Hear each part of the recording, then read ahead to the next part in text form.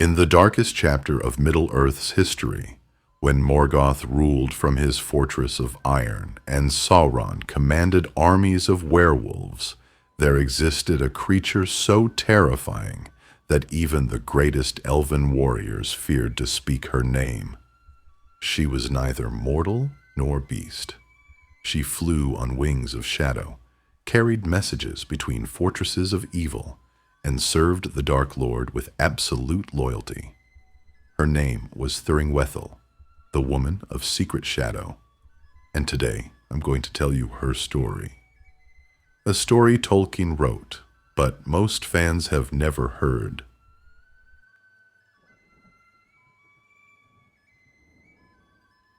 The First Age of Middle-earth was a time of endless war.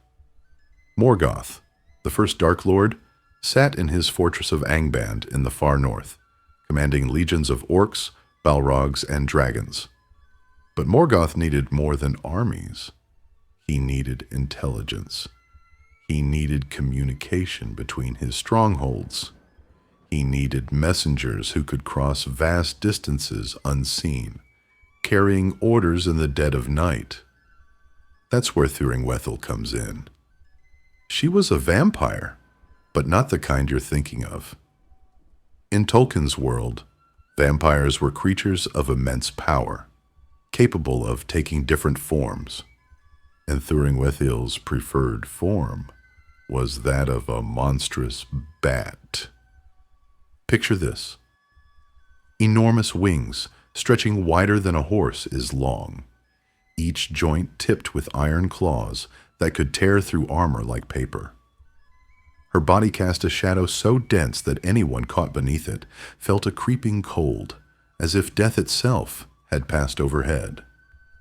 She served as Sauron's personal messenger, flying between his fortress on TOL-IN-GAURHOTH, the Isle of Werewolves, and Morgoth's stronghold of Angband. But who was she? Really? Where did she come from? Here's what makes Thuringwethil so mysterious. Tolkien never tells us her origins. Because of her ability to change forms and her immense power, many scholars believe she may have been a Maia. If you're not familiar, the Maiar were divine spirits, the same kind of being as Gandalf and Saruman. Some of these spirits chose to serve Morgoth instead of the Valar. They became twisted, corrupted, changed into something dark and terrible. If Thuringwethil was indeed a Maia, then she was once something beautiful, something pure. But somewhere in the ancient past, she made a choice. She sided with darkness, and that choice transformed her into a creature of nightmare. Her name gives us a clue to her nature. In Sindarin, the language of the Grey Elves, Thuringwethil means woman of secret shadow. Not just shadow.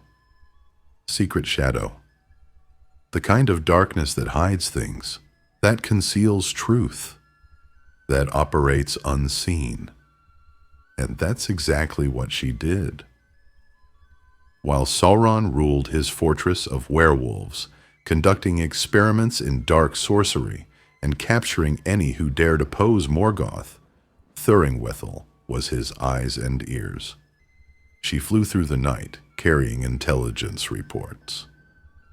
Orders from Morgoth to Sauron. Warnings about enemy movements. Messages too important to trust to slower, more vulnerable orcs. The elves who fought in those ancient wars learned to fear the night sky, because when Thuringwethil flew overhead, death often followed. Either she was scouting for an attack, or she was carrying orders that would lead to one. But Thuringwethil wasn't just a messenger. In Sauron's fortress, she held a position of power. She was his herald, his right hand. When prisoners were brought before Sauron, it was often Thuringwethil who first interrogated them. When Sauron needed someone eliminated quietly, she took wing. The werewolves that infested TOL-IN-GAURHOTH feared her. Even they, creatures of Morgoth's own making, knew not to cross the vampire queen. She answered only to Sauron, and through him to Morgoth himself. For years, she operated with impunity, untouchable, unstoppable. The darkness was her domain, and she ruled it absolutely. But then came the day when two unlikely heroes challenged Sauron's power, and Thuringwethil found herself facing something she had never encountered before, someone who refused to be afraid.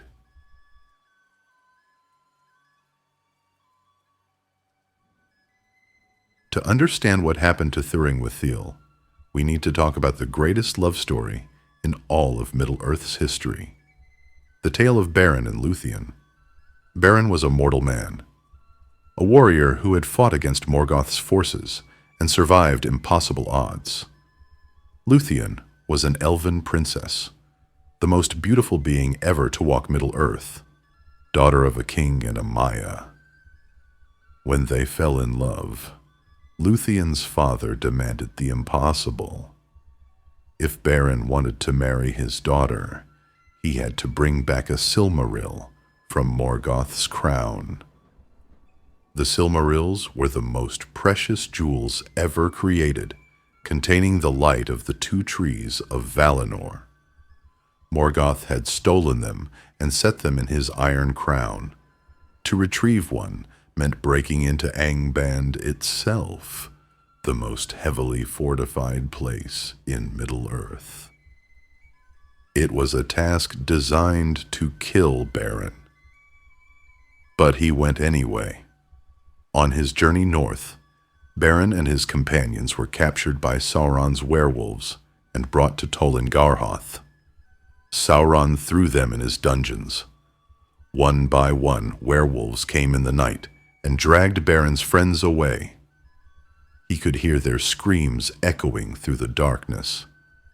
Only the sacrifice of Finrod Felagund, an elven king who fought a werewolf with his bare hands, kept Beren alive. Sauron planned to torture Beren, to learn everything about the elven kingdoms, and then to send his broken body to Morgoth as a gift. He didn't count on Lúthien. When news reached Lúthien that Beren had been captured, she set out to rescue him. And she brought with her Huan, the Hound of Valinor, a wolf-sized dog gifted by the Valar themselves, who had never lost a battle. Lúthien and Huan approached TOL-IN-GAURHOTH and challenged Sauron directly. Sauron, enraged by their audacity, sent his werewolves against them. One by one, Huan killed them all. The bridge to the fortress ran red with blood. Bodies piled up. And still, Lúthien and Huan kept coming. This is where Thuringwethil enters the story. As Sauron watched his werewolves fall, he realized he was facing something unprecedented. Huan was prophesied to die only at the jaws of the greatest wolf ever to live. No ordinary werewolf could defeat him. Sauron needed to buy time to devise a strategy. So he sent out his greatest werewolf, Draugluin, who had never been defeated in battle. And while Draugluin fought Huan on the bridge, Thuringwethil took to the skies. We don't know exactly what role she played in this battle. Tolkien's account is frustratingly brief, but we know she was caught at the battle between Sauron, Lúthien, and Huan. Did she attack Lúthien from above? Did she try to carry messages to Morgoth, calling for reinforcements? Did she fight Huan herself? What we do know is this: she failed. For the first time in her existence, Thuringwethil encountered a force she couldn't overcome. Huan killed Draugluin. Then Sauron himself took the shape of the greatest werewolf ever seen and leaped at Huan's throat. They fought in a battle so fierce that the fortress shook, but even in his werewolf form, Sauron couldn't defeat Huan. Lúthien's magic, combined with Huan's strength, overwhelmed him. Sauron, humiliated and defeated, abandoned his werewolf shape and transformed into a vampire. He fled, his dark blood dripping, leaving his fortress behind. And in the chaos of Sauron's defeat, Thuringwethil met her end. The texts don't specify exactly how she died. Some accounts suggest Huan killed her. Others say she perished in the collapse of the fortress towers.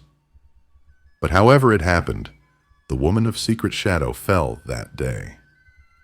The creature who had terrorized the skies of Beleriand for years, who had carried Morgoth's commands without question, who had been untouchable, unstoppable, and utterly loyal to the darkness. She died. And with her death, something strange happened.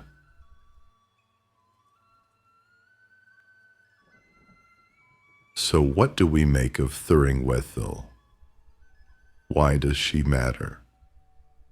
Here's the thing that makes her story so compelling.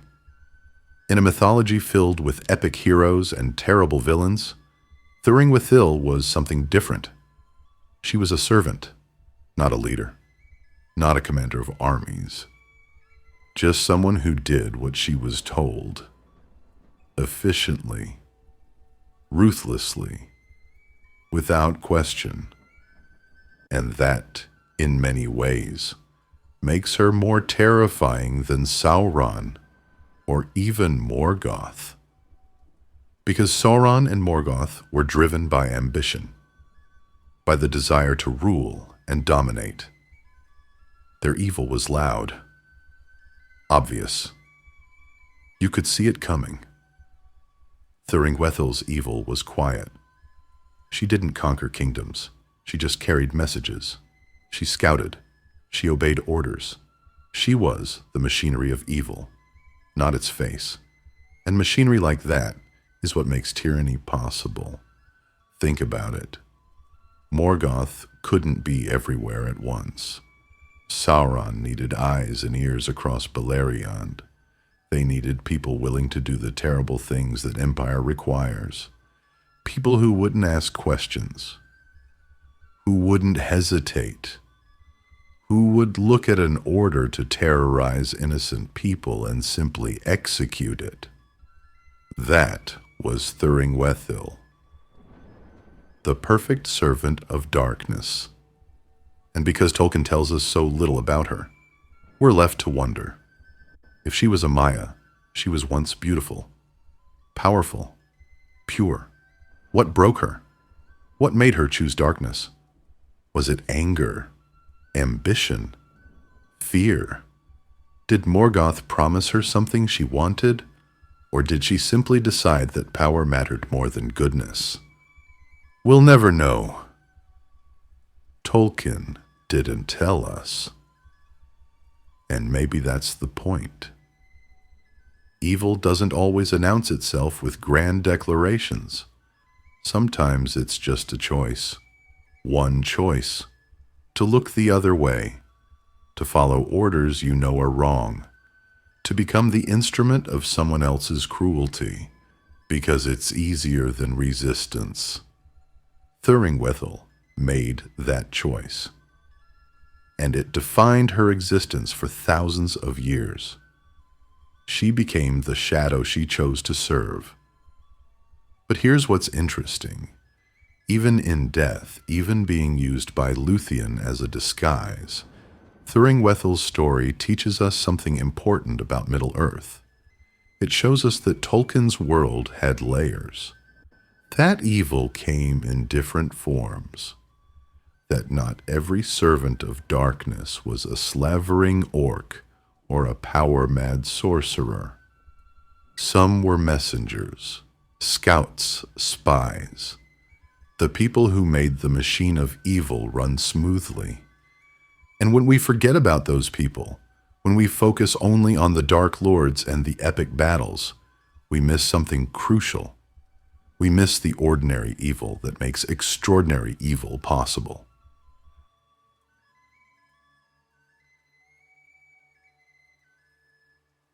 So that's the story of Thuringwethil, a vampire, a messenger, a servant of darkness who chose her path and walked it faithfully until the very end. She's not a character you'll see in the movies. She's not in the main text of The Lord of the Rings.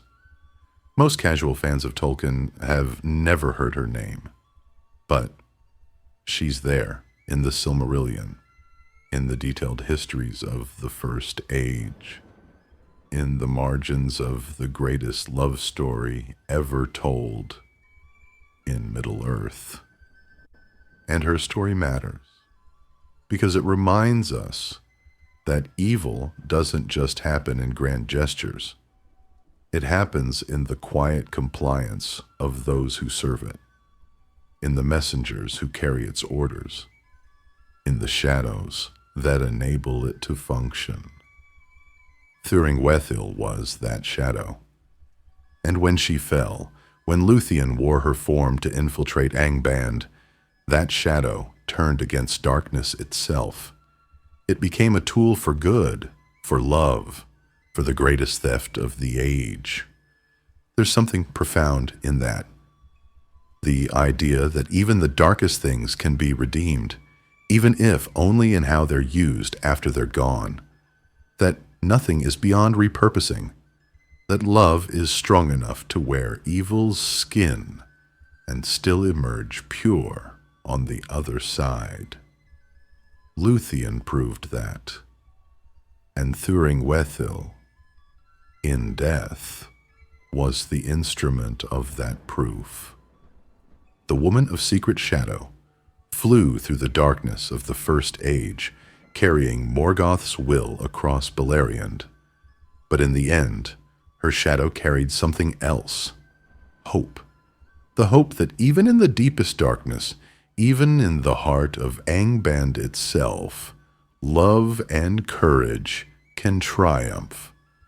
That's the legacy of Thuringwethil, not the terror she spread, not the evil she served, but the role she played, unwitting and unwilling, in evil's defeat. Remember her name. Remember her story. Because in the hidden corners of Middle-earth, in the spaces between the great tales, there are stories like this. Stories of servants and shadows. Stories that matter just as much as the songs of heroes. If you enjoyed this deep dive into one of Tolkien's most mysterious characters, subscribe for more hidden stories that Middle-earth holds. Because trust me, there are so many more. So many names whispered in ancient texts. So many shadows waiting to be explored. Until next time, may your path be lit by more than shadow. Even if, like Lúthien, you sometimes have to walk through darkness to reach the light,